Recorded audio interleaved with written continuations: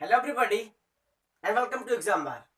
दोस्तों, आज मैं आपके लिए ज्योग्राफी से एक very important topic that is atmosphere of the earth, I mean पृथ्वी का वायुमंडल लेकर आया हूं, जिसको आज हम लोग कंप्लीटली डिस्कस करेंगे। और वायुमंडल से रिलेटेड जितने भी क्वेश्चंस बनते हैं और उन क्वेश्चन से रिलेटेड जितने भी फैक्ट्स निकल के आते हैं उन सबको हम लोग डिस्कस करेंगे। दोस्तों, मेरी क्लास की खास बात ये रहेगी, आप इसको एक बार पढ़िए और पढ़ने के बाद आप एक स्क्रीनशॉट ले लीजिए। उसके बाद आप कभी भी इसको स्क्रीनशॉट से ही 1 मिनट के अंदर रिवाइज कर सकते हैं। तो ये क्लास की खास बात होगी। दोस्तों, चलिए शुरू करते हैं आज की अपनी क्लास, जो है एटमॉस्फेयर आई मीन वायुमंडल। अब वायुमंडल को पढ़ने से पहले हम जरा एक बार एयर कंपोजिशन, जो वायु की कंपोजिशन है, वायु में कौन कौन सी गैसेस मिक्स है, वो देख लेते हैं। दोस्तों, एयर कंपोजिशन में हमने देखा सबसे ज्यादा मात्रा नाइट्रोजन की है। सबसे ज्यादा मात्रा किसकी दोस्तों है? नाइट्रोजन की, जो है 78.3%। और दूसरे नंबर पे जो मात्रा बनती है वो बनती है ऑक्सीजन की। ऑक्सीजन की जो मात्रा वायु में होती है वो होती है 20.9%। और तीसरे नंबर पे जो मात्रा बनती है गैस की वो है आर्गन। आर्गन की मात्रा है 0.93%।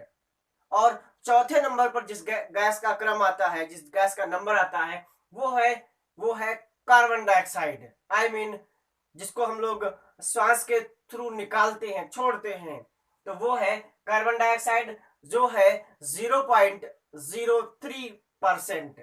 तो ये मेनली जो अधिक मात्रा में गैसेस हैं उनको हमने बताया। बाकी जो कुछ परसेंट बचता है वो ट्रेसेस में कुछ अक्रिय गैसेस रहती हैं। तो दोस्तों, ये वायु का मेन मिक्सचर हुआ, कौन कौन सी गैसेस इसमें मिक्स हैं। अब दोस्तों, यहां से क्वेश्चन बनता है, बड़ा इंपॉर्टेंट क्वेश्चन बनता है। हालांकि कुछ अच्छे एग्जाम्स में, हाई लेवल के एग्जाम से बनता है, जहां पर सीरियल पूछ लेता है कि सीरियल सेट करिए, सबसे ज्यादा कौन सी गैस है, फिर उसके बाद में कौन सी गैस है, उसके बाद में कौन सी गैस है, फिर उसके बाद में कौन सी गैस है। इंक्रीजिंग या डिक्रीजिंग ऑर्डर में पूछ लेता है। तो आपको याद रखना है, सबसे ज्यादा गैस है नाइट्रोजन, दूसरे नंबर पर है ऑक्सीजन, तीसरे नंबर पर है ऑर्गन, और चौथे नंबर पर है कार्बन डाइऑक्साइड। दोस्तों, ये बात आपको ध्यान रखनी है। अच्छा, नाइट्रोजन का यूज क्या होता है? नाइट्रोजन का यूज होता है, पौधे इसको फर्टिलाइजर के फॉर्म में लेते हैं, साथ ही साथ ये आग बुझाने के लिए भी यूज की जाती है। ऑक्सीजन ऑक्सीजन को, जिसको हम लोग सांस के रूप में अंदर लेते हैं, ब्रीद इन करते हैं, इसको प्राणवायु भी कहते हैं। और ये ऑक्सीजन ऑक्सीजन आग को सपोर्ट करती है। कहने का मतलब, ऑक्सीजन से आग और बढ़ती है, लगती है आग। नाइट्रोजन आग बुझाती है, ऑक्सीजन आग लगाती है। आर्गन एक अक्रिय गैस है। और कार्बन डाइऑक्साइड, जिसको पौधे पौधे CO2 को फोटोसिंथेसिस, कहने का मतलब प्रकाश संश्लेषण के माध्यम से बनाते हैं और यूज करते हैं। और साथ ही साथ दोस्तों, कार्बन डाइऑक्साइड भी फायर एक्सटिंग्विशर्स मींस आग बुझाने वाला जो यंत्र होता है, तो आग बुझाने के लिए हम इसको भी यूज करते हैं। तो आप यहां से इतने फैक्ट्स याद रखिए। तो दोस्तों, ये जो स्ट्रक्चर मैंने बनाया है, ये बनाया है अर्थ का। अब अर्थ के ऊपर ट्रोपोस्फेयर, स्ट्रेटोस्फेयर, मेसोस्फेयर, आइनोस्फेयर और एक्सोस्फेयर को हम लोग पढ़ते हैं। और इनसे रिलेटेड जितनी भी इनकी विशेषताएं हैं और जितने भी बनने वाले क्वेश्चंस हैं उनको भी डिस्कस करते हैं। दोस्तों, पृथ्वी के ऊपर जो सबसे पहला मंडल पड़ता है उसको बोलते हैं हम ट्रोपोस्फेयर इंग्लिश में, और क्षोभ मंडल हिंदी में। आप इंग्लिश और हिंदी दोनों याद रखिएगा, क्योंकि कई एग्जाम्स में हिंदी में लिख कर देता है और कई एग्जाम्स में हिंदी नहीं आती है, इंग्लिश ही लिखी होती है। तो आपको दोनों आने चाहिए, ट्रोपोस्फेयर इंग्लिश में और क्षोभ मंडल हिंदी में। तो दोस्तों, इस क्षोभ मंडल की विशेषताएं क्या है, आइए के करके डिस्कस करते हैं। दोस्तों, क्षोभ मंडल की मोटाई की अगर हम बात करें तो ये भूमध्य रेखा पर 0 डिग्री अक्षांश पर इक्वेटर पर इसकी इसकी जो मोटाई होती है वो होती है 18 किलोमीटर, और पोल्स पर इसकी मोटाई 8 किलोमीटर ही रह जाती है। तो कहने का मतलब इसकी मोटाई भूमध्य रेखा पर 18 किलोमीटर होती है और पोल्स पर इसकी मोटाई सिर्फ 8 किलोमीटर होती है। तो भूमध्य रेखा पर ज्यादा होती है और पोल्स पर कम होती है, पहली बात। और इसकी मोटाई गर्मियों में बढ़ जाती है। कैसे बढ़ जाती है? क्योंकि दोस्तों गर्मियों में गर्मी पड़ने की वजह से गैसेस गर्म हो जाती हैं, और सबको पता है जब गैस गर्म होती है तो वो ऊपर उठती है, तो इस वजह से इसकी इसकी मोटाई गर्मियों में बढ़ जाती है। अच्छा, अब इसकी विशेषताएं क्या है दोस्तों? पहली विशेषता है इसमें एटमॉस्फेरिक जितनी भी घटनाएं होती हैं, बारिश होना, बिजली का चमकना, आंधी आना, तूफान आना, ये सारी घटनाएं इस क्षोभ मंडल ट्रोपोस्फेयर में ही होती हैं, पहली बात। दूसरी बात, इसमें ग्रीन हाउस इफेक्ट, जिसकी वजह से ग्लोबल वार्मिंग हो रही है, ग्लेशियर्स पिघल रहे हैं, वो ग्रीन हाउस इफेक्ट भी इसी स्फेयर में होता है, ट्रोपोस्फेयर में ही होता है। तीसरी बात, इस इस क्षेत्र में जो वायु होती है वो मैक्सिमम घनी होती है, तो इसीलिए इसका जो घनत्व होता है वो सभी सभी रीजन के तुलना में सबसे ज्यादा होता है, तीसरी बात। और चौथी बात दोस्तों, इसमें हम जैसे जैसे ऊपर बढ़ेंगे, जैसे जैसे ऊपर बढ़ेंगे वैसे वैसे इसका टेम्परेचर डाउन होता जाएगा। कहने का मतलब हम ऊंचाई पर जितना जाएंगे इस स्फीयर में उतना ही टेम्परेचर, उतना ही तापमान नीचे गिरता जाएगा। और तापमान किस रेट से गिरेगा? तापमान गिरेगा 165 मीटर ऊपर जाने पर 1 डिग्री तापमान गिर जाएगा, कम हो जाएगा। या हम यूं कहें, जब हम 1 किलोमीटर ऊपर चले जाएंगे तो जो टेम्परेचर है वो 6.4 डिग्री कम हो जाएगा। तो दोस्तों यहां से एक और क्वेश्चन निकल के आता है, एक और क्वेश्चन निकल के आता है कि स्ट्रेटोस्फेयर में, सॉरी हाँ, क्षोभ मंडल में या ट्रोपोस्फेयर में तापमान किस रेट से गिरता है? तो आपको बताना है 165 मीटर ऊपर जाने पर 1 डिग्री सेल्सियस तापमान कम हो जाता है। तो ये कुछ इसकी खास बातें थी जिनको हम लोगों ने डिस्कस किया। दोस्तों अब इस मंडल के ऊपर दूसरा जो मंडल पड़ता है वो है स्ट्रेटोस्फेयर, समताप मंडल। दोस्तों समताप मंडल की अगर हम मोटाई की बात करें, इसके एग्जिस्टेंस की बात करें, तो ये ट्रोपोस्फेयर से ऊपर पड़ता है, दूसरे नंबर पर पड़ता है, और इसकी मोटाई 50 किलोमीटर की है। कितने किलोमीटर की दोस्तों है? 50 किलोमीटर की। दोस्तों इसकी जो सबसे खास बात यह है वो है इसमें ओजोन परत का होना। दोस्तों समताप मंडल में ही ओजोन परत है, और वो ओजोन परत सूर्य से आने वाली पराबैंगनी किरणों को रोक देती है, जो पृथ्वी पर नहीं आ पाती हैं, उनको ये अपने आप में ही अवशोषित कर लेती है।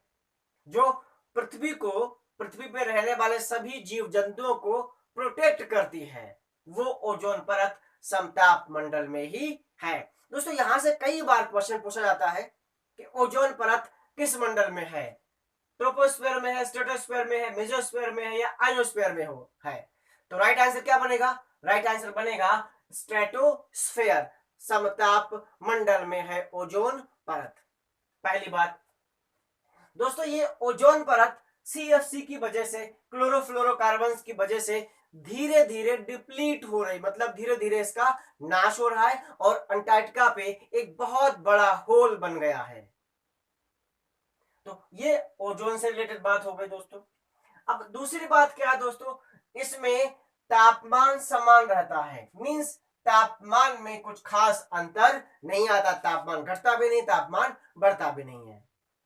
फिर क्या है तीसरी बात, इसमें मौसम संबंधी कोई भी घटना नहीं होती। कहने का मतलब इसमें ना तो बारिश होती है, ना बिजली चमकती है, ना आंधी, ना तूफान, ऐसी कोई भी घटना इस स्ट्रेटोस्फेयर में नहीं होती है। अच्छा, जब आंधी बारिश तूफान ऐसा कुछ नहीं होता है तो इसकी वजह से वायुयान उड़ाने के लिए ये क्षेत्र बिल्कुल सेफ, सुरक्षित और आइडियल बन जाता है। तो दोस्तों यहां से भी कई बार क्वेश्चन पूछा जाता है, वायुयान किस क्षेत्र में उड़ाए जाते हैं? तो आपका राइट आंसर बनेगा समताप मंडल, स्ट्रेटोस्फेयर में वायुयान को उड़ाया जाता है। क्यों उड़ाया जाता है? क्योंकि इसमें मौसम संबंधी कोई भी घटना नहीं होती है, तापमान समान रहता है, इसीलिए इसमें वायुयान को उड़ाया जाता है। और साथ ही साथ आप एक बात और याद रखिएगा कि इसी क्षेत्र में ओजोन परत भी पाई जाती है। ठीक दोस्तों। अच्छा, अब इसके बाद में हम चलते हैं, कौन सा है? मध्यमंडल, जिसको हम मेसोस्फेयर कहते हैं।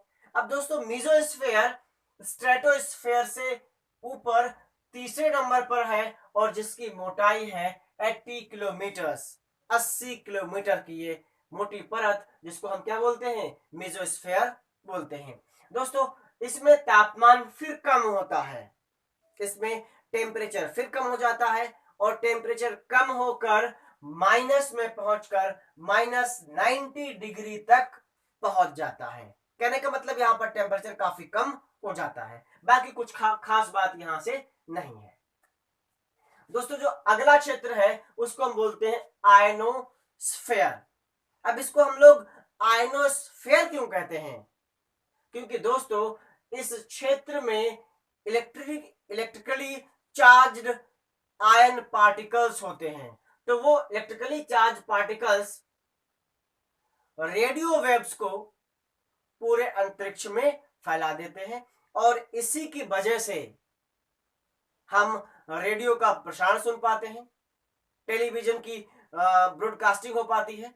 तो यहां से भी कई इंपॉर्टेंट क्वेश्चंस बनते हैं। क्या क्वेश्चंस बनते हैं? हम रेडियो के सिग्नल किस क्षेत्र की मदद से प्राप्त करते हैं? तो राइट आंसर क्या बनेगा? आइनोस्फेयर। टीवी की ब्रॉडकास्टिंग, टेलीविजन की ब्रॉडकास्टिंग किस स्फेयर की हेल्प से हो रही है? आंसर क्या बनेगा? आइनोस्फेयर। क्यों हो रही है? क्योंकि इसमें इलेक्ट्रिकली चार्ज पार्टिकल्स होते हैं। और दूसरी चीज क्या है? रेडियो वेव्स परावर्तित होती है यहां से। तो यहां से कई इंपॉर्टेंट क्वेश्चंस बन जाते हैं दोस्तों। अगर इसकी मोटाई की बात करें दोस्तों तो वो है 80 किलोमीटर से लेकर 640 किलोमीटर तक, इतनी इसकी मोटाई है। दोस्तों इस क्षेत्र को पृथ्वी की प्रोटेक्टिंग लेयर भी कहते हैं। क्यों कहते हैं दोस्तों? क्योंकि ये पृथ्वी की उल्कापिंड से, किससे? उल्कापिंडों से रक्षा करती है। कैसे दोस्तों? ये इस क्षेत्र का टेम्परेचर इतना ज्यादा होता है कि कोई भी अंतरिक्ष से आने वाला एस्ट्रॉयड, मेटियोर्स जल जाता है, जलकर राख हो जाता है और वो पृथ्वी पर नहीं आ पाता है। तो इसलिए ये हाई टेम्परेचर होने की वजह से जितने भी उल्कापिंड आते हैं उनको जला देता है और पृथ्वी की रक्षा करता है, क्योंकि वो पृथ्वी पर नहीं गिर पाते हैं। तो ये बात हो गई आयनोस्फेयर की। अब दोस्तों इसके ऊपर बनता है एक्सोस्फेयर। एक्सोस्फेयर में हम लोग कुछ खास नहीं करते हैं। जितने भी सैटेलाइट्स हम लोग अंतरिक्ष में भेजते हैं तो वो एक्सोस्फेयर में ही लॉन्च किए जाते हैं, उनको एक्सोस्फेयर में ही छोड़ा जाता है। तो दोस्तों ये था आज का छोटा सा टॉपिक, बट वेरी इंपॉर्टेंट। यहां से कई सारे क्वेश्चंस निकल के आते हैं, आपको इन सारे पॉइंट्स को ध्यान रखना है और एग्जाम में इनसे रिलेटेड कोई भी क्वेश्चन को नहीं छोड़ना है। आई होप दोस्तों अगर एटमॉस्फेयर से कोई भी क्वेश्चन आया तो अब आपका इस क्षेत्र से कोई भी क्वेश्चन गलत नहीं होगा। एक बात आप और करिएगा, इन सभी को एक सीरियल से याद कर लीजिएगा, क्योंकि कई बार सीरियल भी पूछ लेता है। तो सबसे पहले नंबर 1 पर कौन है? ट्रोपोस्फेयर है। नंबर 2 पे कौन है? स्ट्रेटोस्फेयर है। नंबर 3 पे कौन है? मेसोस्फेयर है। नंबर 4 पे कौन है? आइनोस्फेयर है। नंबर 5 पे कौन है? एक्सोस्फेयर है। तो आप इसको सीरियल से याद रखिएगा, या आप मिजो मध्य मंडल को याद रखिए, मध्य से पहले 2 है और मध्य के बाद में 2 है। आप जैसे चाहे इसको वैसे याद रखिएगा। दोस्तों, अगर जानकारी अच्छी लगी हो, क्लास अच्छी लगी हो, तो इसको मैक्सिमम शेयर करें, लाइक करें और चैनल को सब्सक्राइब करें। साथ ही साथ बेल आइकन को भी प्रेस करें, ताकि आपको और ढेर सारी क्लासेस आपको मिलती रहें और जितने भी नोटिफिकेशंस अपडेट्स होते हैं वो भी आप तक पहुंचते रहें। Thank you. जय हिंद।